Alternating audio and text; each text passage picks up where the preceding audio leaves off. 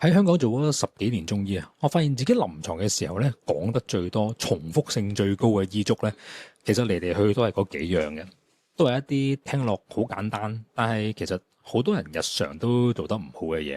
今日咧，我就想同大家分享一下呢幾個我差唔多日日都有講嘅醫囑，幫大家改善一下記性啦、睡眠質素啦，同埋脾胃健康嘅。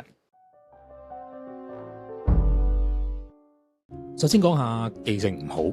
記性唔好咧，就唔一定下下都要諗到佢腦退化嘅，亦都唔會係一個長者嘅專利啦。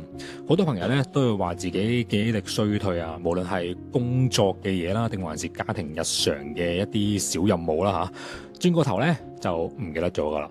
咁唔係腦退化，又可以係啲乜嘢咧？其實好多時咧好簡單㗎咋，都係真係因為香港人嗰個生活節奏太忙，每個人咧都太多嘢做啦。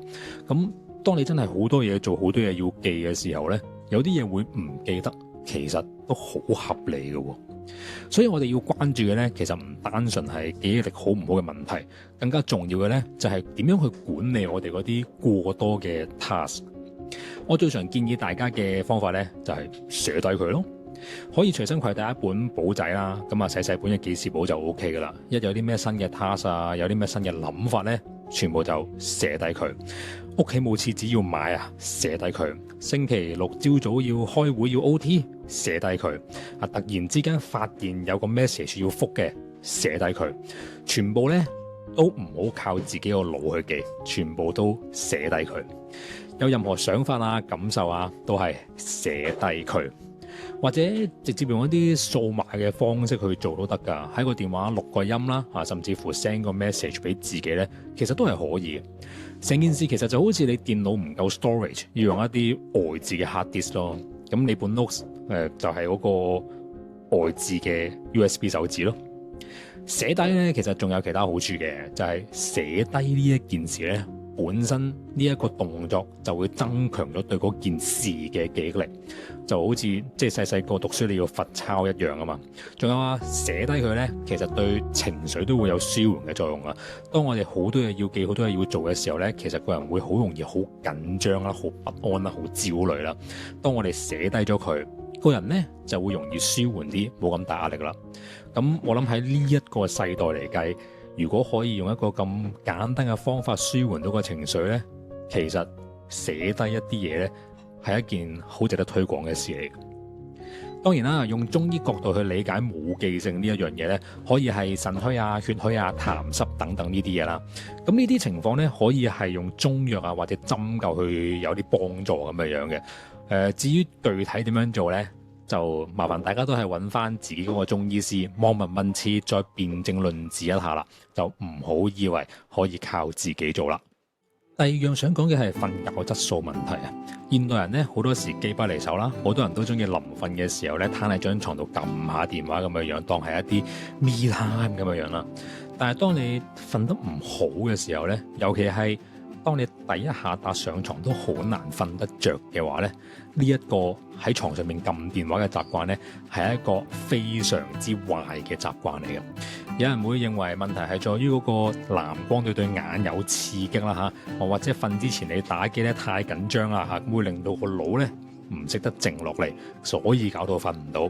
咁喺中醫角度嚟講咧，呢啲講法我都覺得合理嘅，都係一啲我哋叫火熱嘅問題啦嚇。咁但係其實我嘅出發點咧就更加之簡單嘅，就係想幫身體建立一個睡眠嘅反射訓練到自己將瞓覺同攤上張床咧完全聯繫起上嚟，咁就張床就淨係用嚟瞓覺，就好似以前細個讀書咧呢個巴甫洛夫訓練隻狗一撳個鐘佢就識得流口水呢一個道理一樣。你要令到嗰個腦知道一攤上張床度咧，個人就係瞓覺噶啦，就唔做其他嘢噶啦。咁個人自己身體咧就會進入一個準備瞓覺嘅狀態，嗰啲心跳啊、成啊嗰啲會慢慢放緩啦，咁然後個人會慢慢靜落嚟啦。建立良好嘅睡眠衛生咧，先至係改善失眠嘅長遠方法。同樣地，失眠咧可以係虛，可以係熱，可以係痰濕，可以係其他種種因素，好多嘢都可以導致失眠嘅。咁真係需要用藥嘅話咧，就揾翻中醫師咯。之後想講下脾胃唔好嘅問題。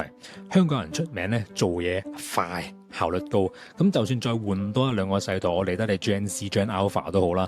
我覺得香港人嘅節奏咧，都只會係快，還要更快嘅啫。要做多啲嘢咧，就需要多啲時間啦。咁人人都係得24小時嘅啫，咁邊度揾多啲時間出嚟用呢？有人就會選擇瞓少啲咯。所以你瞓得唔好，咁你就要諗下點解啦。咁有更多人嘅選擇呢，係就會不自覺地壓縮咗我哋一啲用膳嘅時間，即係食嘢食快咗咯。問題就係咁樣出嚟噶啦。我都先唔好講話你食啲乜嘢先，而家係講緊我哋食嘢嗰一個方式。試諗下，你食飯可以點樣快啲呢？唯一慳時間嘅方法呢，其實就係你唔嚼就吞嘅啫。但係凡事都係等價交換噶嘛，你唔嚼爛啲嘢就吞呢，係會有後果噶。咁最簡單，你好容易理解就係你棚牙唔做嘅嘢，你就加大咗個胃啊，其他腸道嘅負荷咯。咁 workload 大咗，自然就消耗大，脾胃就會越嚟越差，越嚟越虛，越嚟越唔健康咯。消化不良，食物咧留喺胃嘅時間越長咧，你就會越容易平時會感受到嗰啲胃脹啊、頂住啊，好似有啲唔舒服咁樣啦。咁仲有一啲其他一啲負面嘅效果嘅，就係我哋棚牙唔用啊嘛，你越唔用咧，牙咧係有機會容易退化嘅。咁點咧？點算咧？咁咪就係嚼翻爛啲先吞咯。所以如果你脾胃唔好咧，我通常就唔會叫你食慢啲嘅，因為大家通常就會好抗拒叫你做慢啲某啲嘢嘅。我好忙啊，好唔得閒啊，好冇時間啊咁樣，有乜可能會慢落嚟咧？所以與其叫你食慢啲，咁通常咧，我就會同大家講，叫你嚼爛啲先至吞。當你嚼爛啲嘢食先至吞嘅話咧，個人就會容易啲感知到嗰個飽嘅感覺啦。除咗可以改善呢一個脾胃嘅功能咧，仲分分鐘可以幫你控制埋呢一個體重嘅。雖然啲三組醫囑咧聽落都係一啲即係生活小習慣，好似好簡單咁樣啦。咁佢都真係唔係啲咩特別嘅靈丹妙藥。咁但係只要你肯開始去實踐呢一啲小動作咧，對你嘅記憶力啊、睡眠質素啊，同埋呢一個脾胃嘅健康咧，都一定會有正面嘅幫助嘅。當然有好多嘅情況咧，都真係需要用藥物嘅。咁就唔該你都係嗰句啦，講咗好多次噶啦，就揾翻你中醫也好，西醫也好，真係揾翻一個醫療專業咧去諮詢一下。如果你覺得呢條片都幫到你嘅話咧，記得 like 同埋分享俾你身邊嗰啲轉個頭就唔記得晒啲嘢啊，食嘢食得好快，好似倒落個口咁樣啊，或者臨瞓都仲同你 send 緊 message 嘅個朋友啦。好，今日條片就講到呢度啦，大家記得分享、留言、訂閱、讚好我哋6筆字中醫 channel。我哋下條影片再見，拜拜。